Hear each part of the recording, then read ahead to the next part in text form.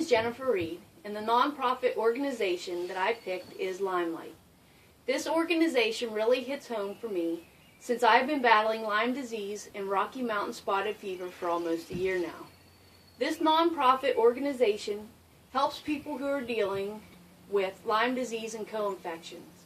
It informs you on the steps you need to take before a tick bite and after the bite, and steps on how to stay in remission.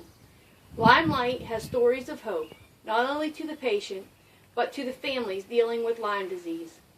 It has a fundraising events letting you know where and when you can volunteer, along with where you can submit your donations.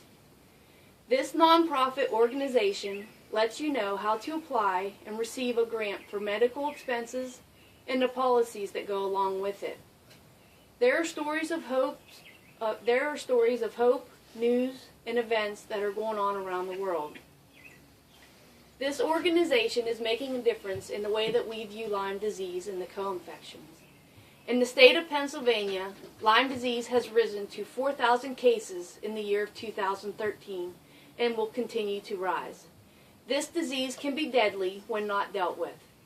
It is a blood-borne pathogen that can affect your entire body. There's a documentary called Under Our Skin that shows the effects can be and how we can treat it. A tick lays and waits for us. A tick lays and waits for its next meal and latches onto its victim.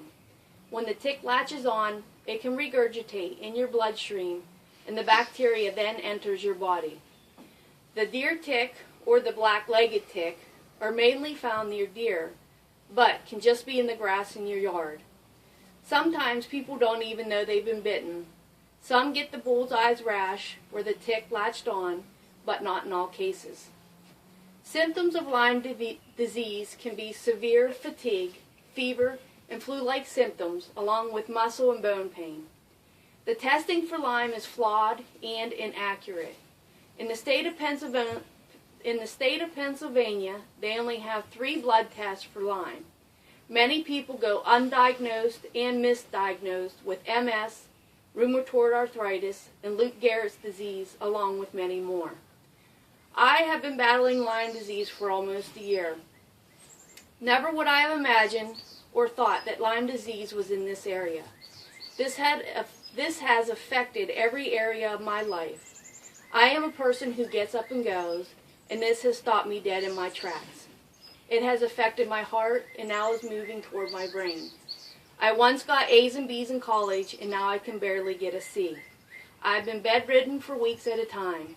This has hit me mentally, physically, spiritually, and financially. When I received the positive Lyme test from my primary care physician, he told me that he could no longer treat me due to a prior malpractice suit against him from the insurance companies. Luckily, I found a Lyme-literate doctor that I traveled to for treatment. This treatment has cost me thousands of dollars in time off work. I have been on one of the strongest antibiotics for the last 9 months. I can no longer go outside in the sun or I will get 2nd and 3rd degree burns. I wear sunglasses and hats wherever I go. Psychologically, I am scared to be in the woods with my son or do any outdoor activities. In the fullness of time, the mainstream handling of chronic Lyme disease will be viewed as one of the most shameful episodes in the history of medicine because of the elements of academic, government, and the entire insurance companies have concluded to deny a disease. This is resulting in the needless suffering of many individuals who deteriorate and sometimes die from the lack of timely application of treatment and the denial of treatment beyond what the protocol is for the Center of Disease Control. Please take the time to see the film Under Our Skin. This can afflict anybody in the world and has become an epidemic. We all need to stand together to bring this to light so that many people can get the treatment they need. Many individuals have died from this disease when we could have simply given them the treatment that they needed. Thank you.